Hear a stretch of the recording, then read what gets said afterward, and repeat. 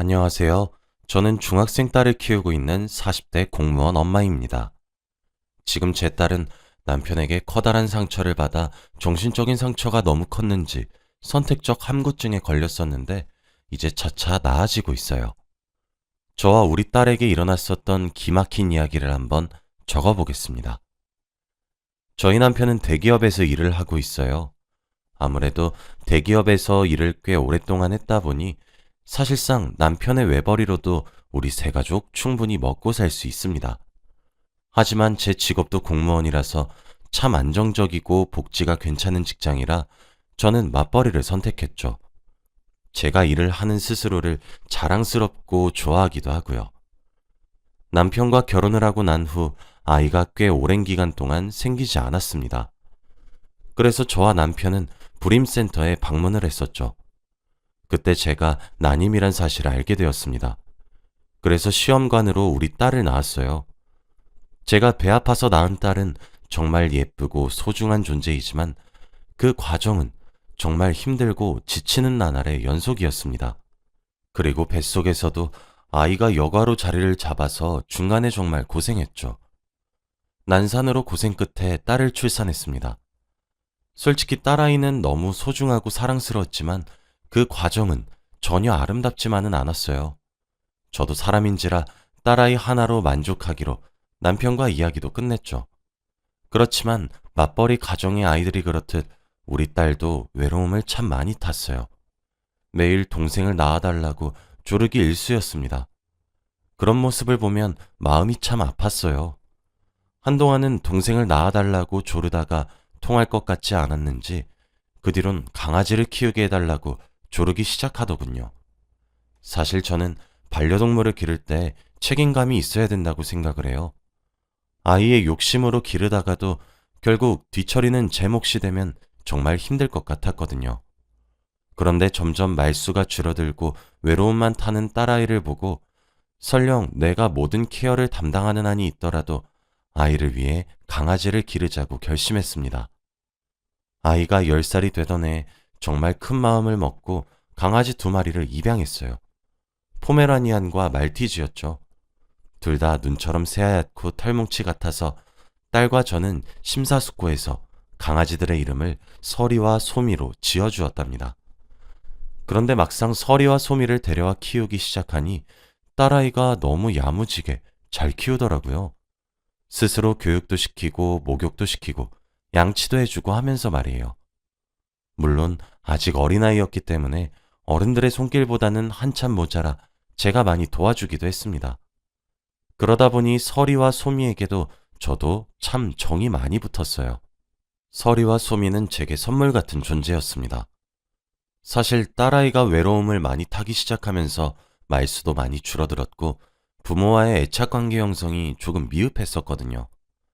맞벌이라서 엄마 아빠와 보내는 시간이 부족해 어쩔 수 없는 일이긴 했지만 그래도 마음이 참 많이 아팠죠. 제 딸이 엄마인 저를 어려워하는 것이 눈에 뻔히 보이니 씁쓸하기도 하더라고요. 어린 시절 너무 떨어져 있었나 후회가 된 적도 많았습니다.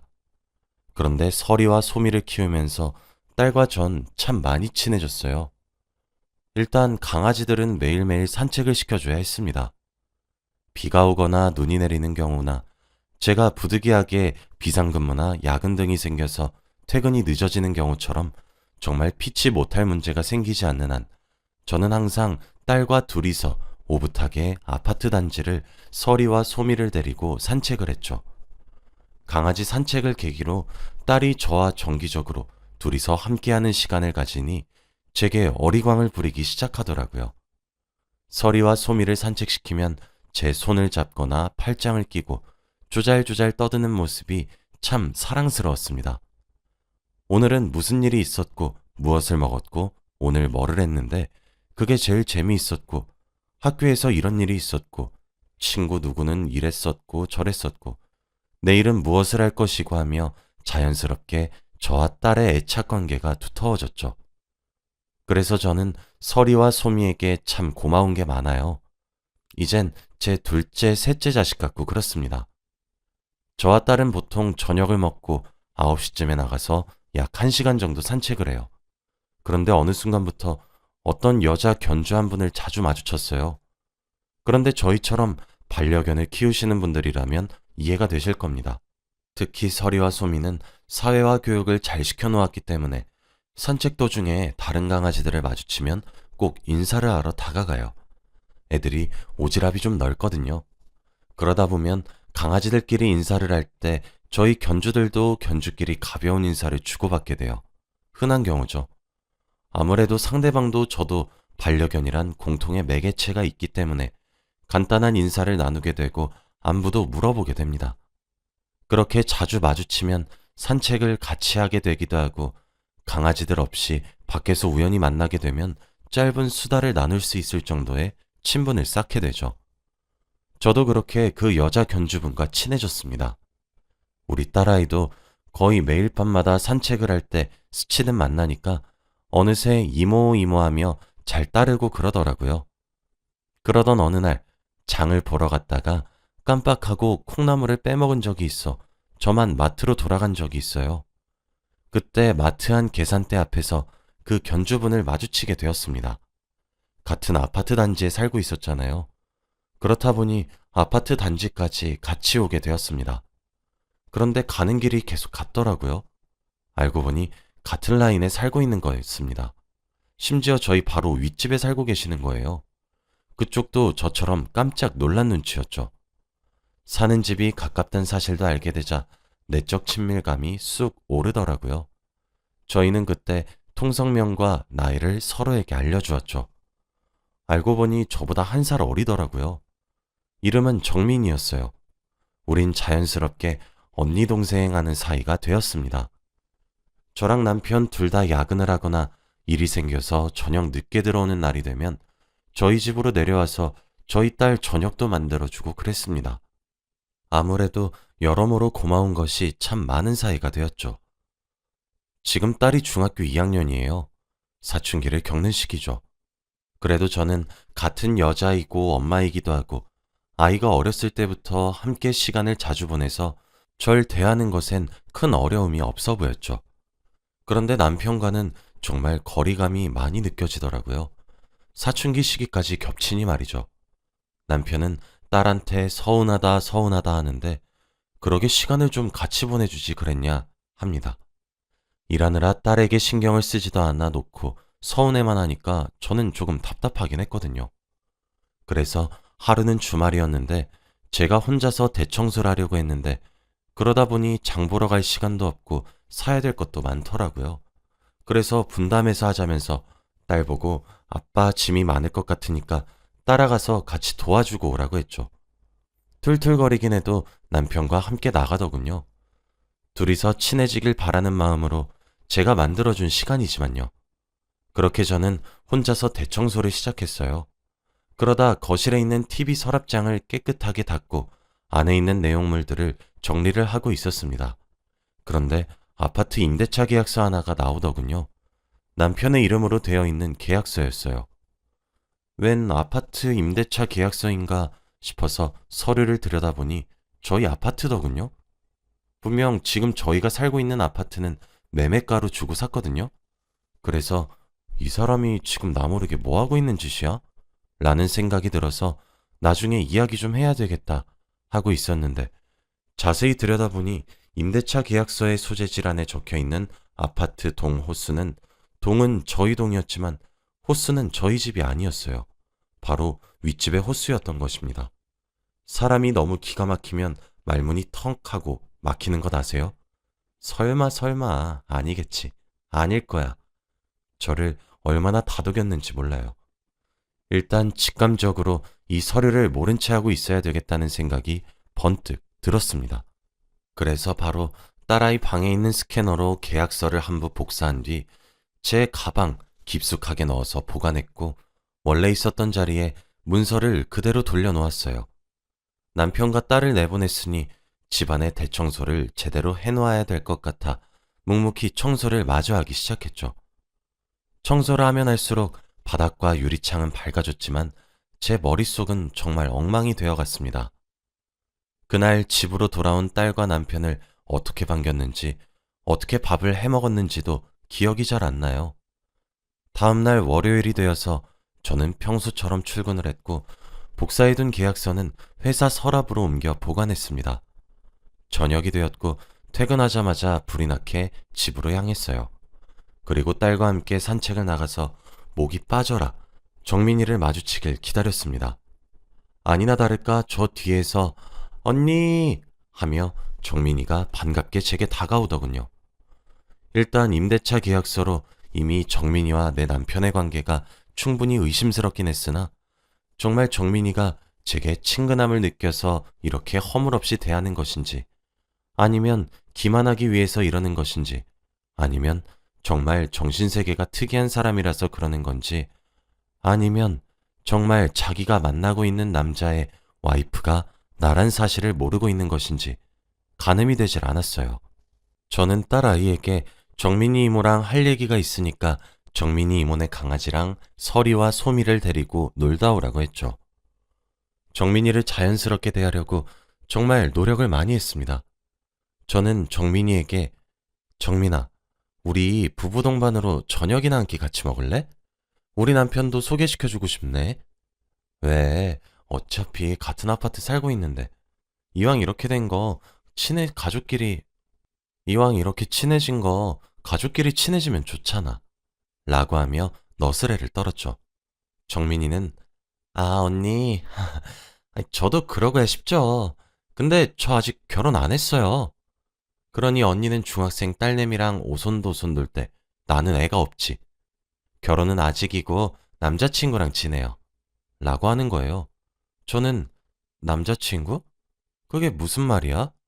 라고 의아하다는 듯 물어봤습니다. 정민이는 아, 그게 저 사실 결혼에 대해 별 생각이 없기도 하고 그렇거든요. 비혼주의, 그거지 그거. 지금 남자친구는 동호회에서 만나게 된 사람인데 자주는 안 만나고 한 일주일에 한 번 정도? 우리 집에서 자고 가고 그러지 뭐. 내가 살고 있는 이 아파트도 사실 그 사람이 해준 거잖아. 라고 하는 겁니다.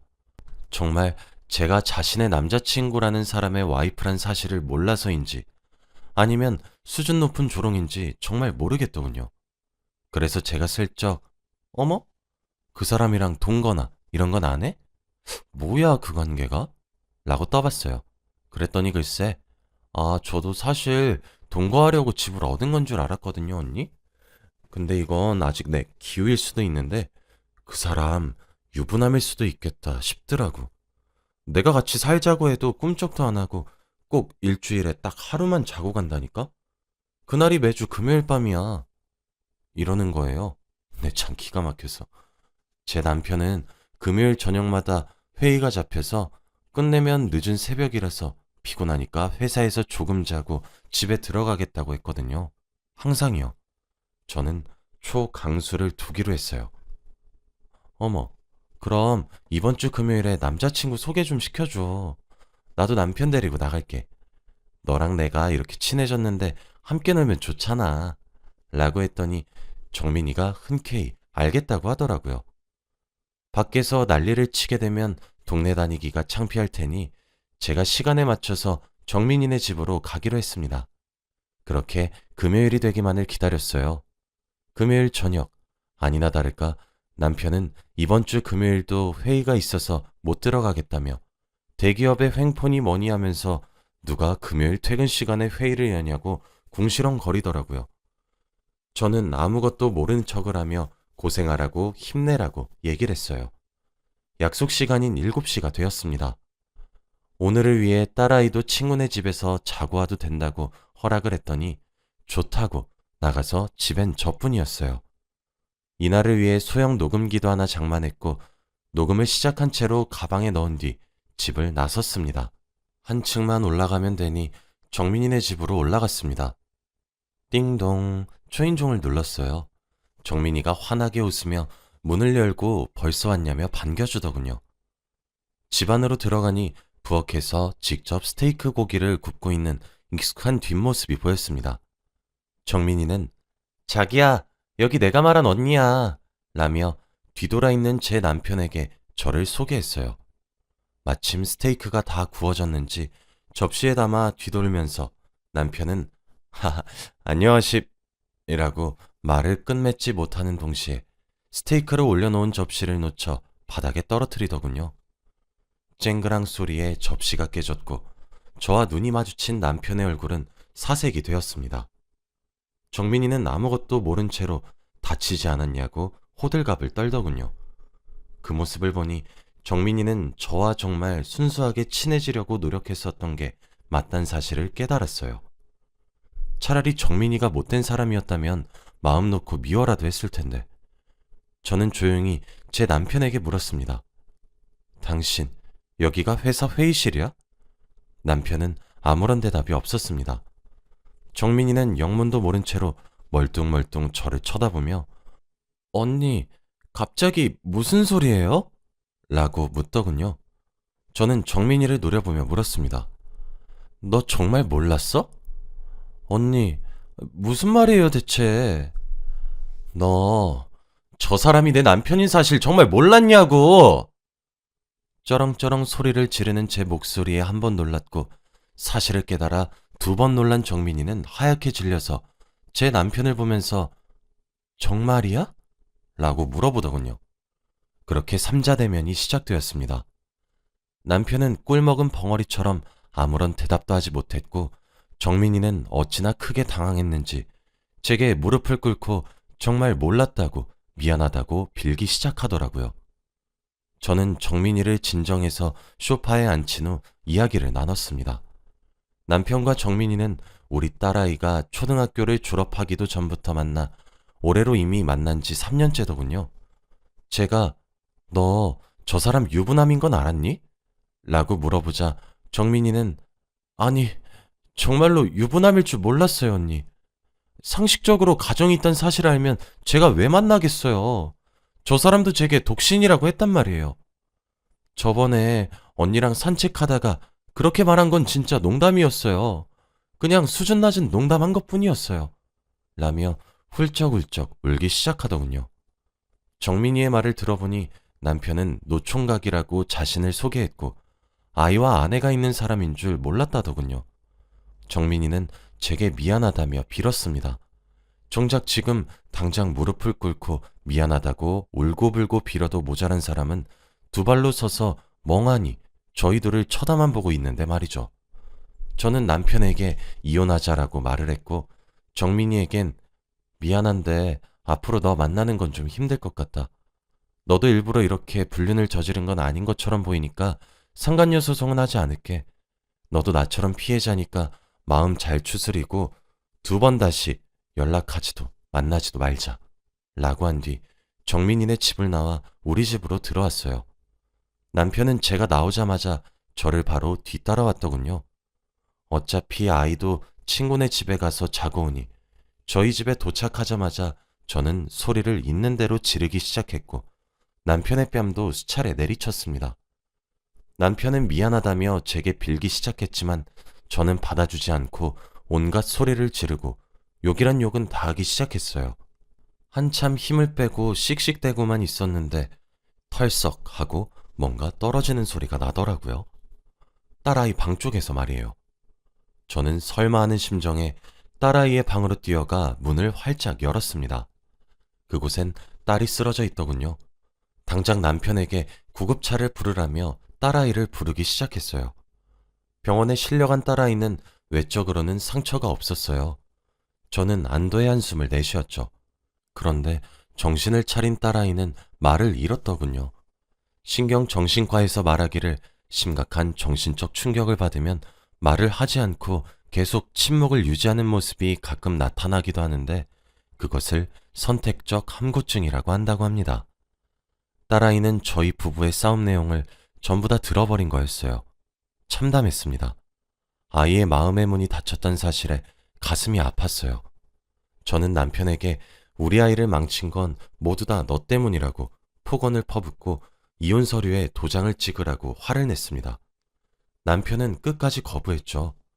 딸에게 미안하다고 사과하고 제게도 미안하다고 사과했지만 우리 세 가족은 이제 돌이킬 수 없는 관계가 되어버린 것이었죠. 결국 저는 이혼 소송을 진행했고 당연한 결과로 저는 승소했어요. 아이의 양육권도 제가 가지게 되었고 위자료도 많이 받게 되었죠. 어차피 아이에게 좋은 영향을 끼치지도 않을 것 같은 집은 아예 이사를 감행했습니다.